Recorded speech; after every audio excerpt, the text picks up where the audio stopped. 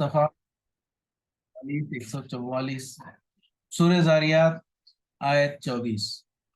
هل أتاك حديث ضيف إبراهيم المكرمين۔ اے نبی، ابراہیم کے معزز مہمانوں کی حکایت بھی تمہیں پہنچی ہے۔ اے نبی، اب یہاں سے رکوع دوم کے اختتام تک انبیاء علیہم السلام اور بعض گزشتہ قوموں کے انجام کی طرف پے در پے مختصر اشارات کیے گئے ہیں، جن سے دو باتیں ذہن نشین کرانی مقصود ہیں۔ ایک یہ کہ تاریخ انسانی میں خدا کا قانون مکافات برابر کام کرتا رہا ہے، جس میں نیکوکاروں کے لیے انعام اور ظالموں کے لیے سزا کی مثالیں مسلسل پائی جاتی ہیں۔ یہ اس بات کی کھلی علامت ہے کہ دنیا کی اس زندگی میں بھی انسان کے ساتھ اس کے خالق کا معاملہ صرف قوانین طبیعی یعنی فزیکل لاز پر مبنی نہیں ہے، بلکہ اخلاقی قانون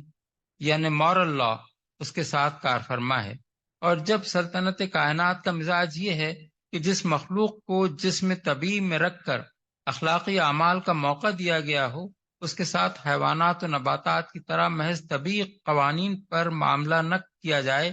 بلکہ اس کے اخلاقی اعمال پر اخلاقی قانون بھی نافذ کیا جائے، تو یہ بات بجائے خود اس حقیقت کی صاف نشاندہی کرتی ہے کہ اس سلطنت میں ایک وقت ایسا ضرور آنا چاہیے جب اس طبیعی دنیا میں انسان کا کام ختم ہو جانے کے بعد خالص اخلاقی قانون کے مطابق اس کے اخلاقی اعمال کے نتائج پوری طرح برآمد ہوں، کیونکہ اس طبیعی دنیا میں وہ مکمل طور پر برآمد نہیں ہو سکتے۔ دوسری بات جو ان تاریخی اشارات سے ذہن نشین کرائی گئی ہے وہ یہ ہے کہ جن قوموں نے بھی انبیاء علیہم السلام کی بات نہ مانی اور اپنی زندگی کا پورا رویہ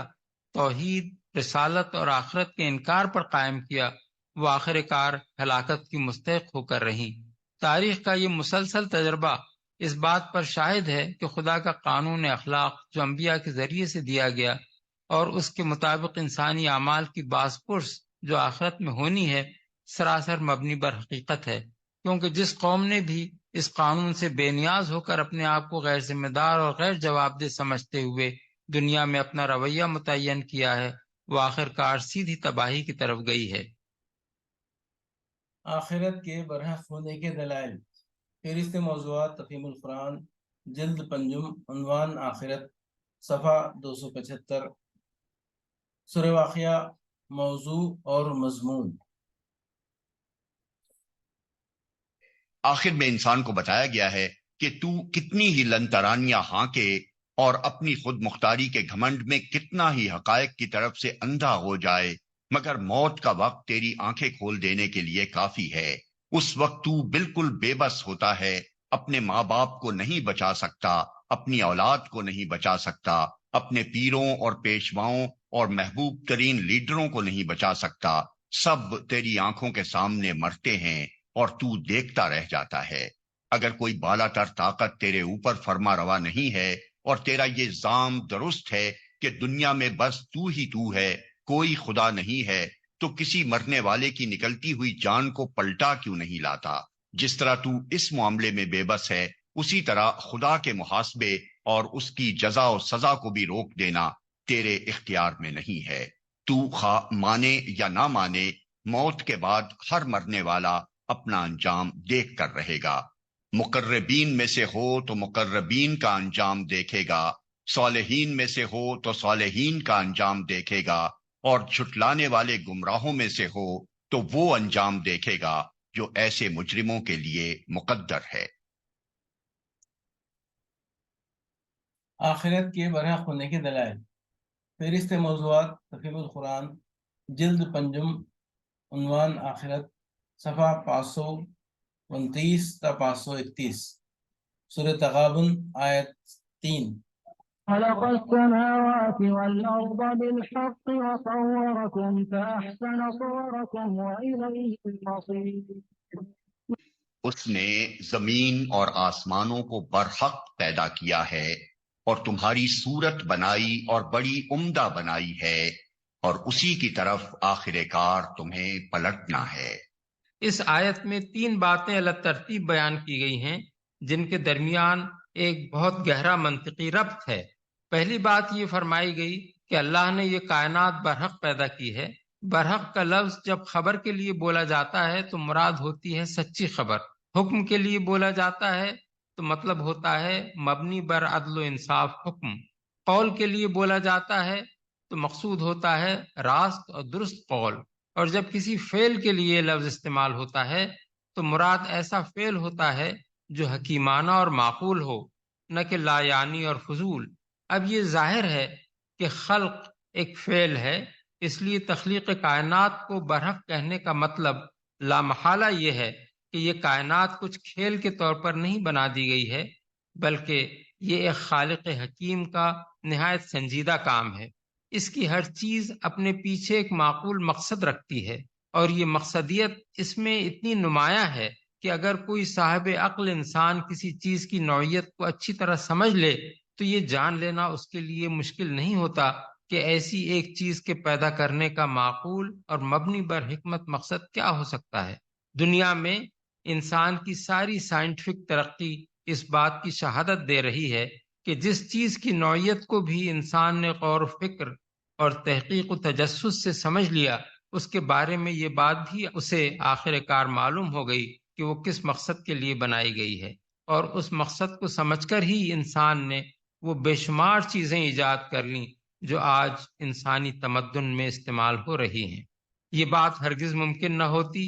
اگر یہ کائنات کسی کھلنڈرے کا کھلونا ہوتی جس میں کوئی حکمت اور مقصدیت کار فرما نہ ہوتی۔ دوسری بات یہ فرمائی گئی کہ اس کائنات میں اللہ تعالیٰ نے انسان کو بہترین صورت پر پیدا کیا ہے۔ صورت سے مراد محض انسان کا چہرہ نہیں ہے، بلکہ اس سے مراد اس کی پوری جسمانی ساخت ہے، اور وہ قوتیں اور صلاحیتیں بھی اس کے مفہوم میں شامل ہیں جو اس دنیا میں کام کرنے کے لیے آدمی کو عطا کی گئی ہیں۔ ان دونوں حیثیتوں سے انسان کو زمین کی مخلوقات میں سب سے بہتر بنایا گیا ہے، اور اسی بنا پر وہ اس قابل ہوا ہے کہ ان تمام موجودات پر حکمرانی کرے جو زمین اور اس کے گرد و پیش میں پائی جاتی ہیں۔ اس کو کھڑا قد دیا گیا ہے، اس کو چلنے کے لیے مناسب ترین پاؤں دیے گئے ہیں، اس کو کام کرنے کے لیے موزوں ترین ہاتھ دیے گئے ہیں، اس کو ایسے حواس اور ایسے آلات علم دیے گئے ہیں جن کے ذریعے سے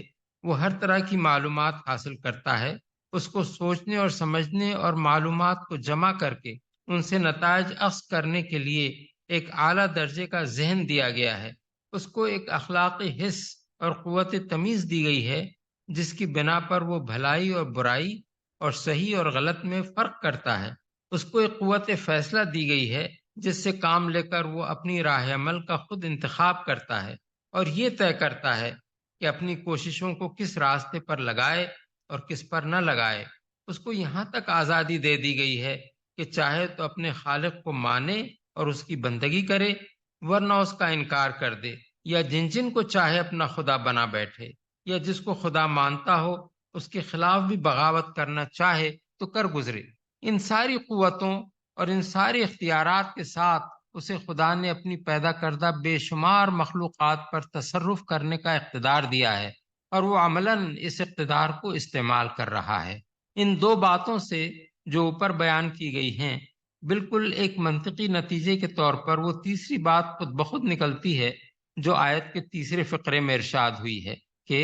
اسی کی طرف آخر کار تمہیں پلٹنا ہے۔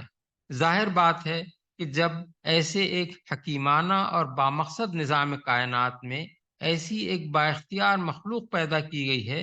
تو حکمت کا تقاضا ہرگز یہ نہیں ہے کہ اسے یہاں شتر بے مہار کی طرح غیر ذمہ دار بنا کر چھوڑ دیا جائے، بلکہ لازماً اس کا تقاضا یہ ہے کہ یہ مخلوق اس ہستی کے سامنے جواب دہ ہو جس نے اسے ان اختیارات کے ساتھ اپنی کائنات میں یہ مقام و مرتبہ عطا کیا ہے۔ پلٹنے سے مراد اس آیت میں محض پلٹنا نہیں ہے، بلکہ جواب دہی کے لیے پلٹنا ہے، اور بعد کی آیات میں صراحت کر دی گئی ہے کہ یہ واپسی اس زندگی میں نہیں بلکہ مرنے کے بعد دوسری زندگی میں ہوگی، اور اس کا اصل وقت وہ ہوگا جب پوری نوع انسانی کو اثر نو زندہ کر کے بیک وقت محاسبے کے لیے اکٹھا کیا جائے گا، اور اس محاسبے کے نتیجے میں جزا و سزا اس بنیاد پر ہوگی کہ آدمی نے خدا کے دیے ہوئے اختیارات کو صحیح طریقے سے استعمال کیا یا غلط طریقے سے۔ رہا یہ سوال کہ یہ جواب دہی دنیا کی موجودہ زندگی میں کیوں نہیں ہو سکتی اور اس کا صحیح وقت مرنے کے بعد دوسری زندگی ہی کیوں ہے، اور یہ کیوں ضروری ہے کہ یہ جواب دہی اس وقت ہو جب پوری نوع انسانی اس دنیا میں ختم ہو جائے اور تمام اولین و آخرین کو بیک وقت دوبارہ زندہ کر کے اٹھایا جائے۔ آدمی ذرا بھی عقل سے کام لے تو وہ سمجھ سکتا ہے کہ یہ سب کچھ بھی سراسر معقول ہے، اور حکمت و دانش کا تقاضا یہی ہے کہ محاسبہ دوسری زندگی ہی میں ہو اور سب انسانوں کا ایک ساتھ ہو۔ اس کی پہلی وجہ یہ ہے کہ انسان اپنے پورے کارنامہ حیات کے لیے جواب دہ ہے، اس لیے اس کی جواب دہی کا صحیح وقت لازماً وہی ہونا چاہیے جب اس کا کارنامہ حیات مکمل ہو چکا ہو۔ اور دوسری وجہ اس کی یہ ہے کہ انسان ان تمام اثرات و نتائج کے لیے ذمہ دار ہے جو اس کے افعال سے دوسروں کی زندگی پر مترتب ہوئے ہوں، اور وہ اثرات و نتائج اس کے مرنے کے ساتھ ختم نہیں ہو جاتے بلکہ اس کے بعد مدت ہائے دراز تک چلتے رہتے ہیں۔ لہذا صحیح محاسبہ اسی وقت ہو سکتا ہے جب پوری نوع انسانی کا کارنامہ حیات ختم ہو جائے اور تمام اولین و آخرین بیک وقت جواب دہی کے لیے جمع کیے جائیں۔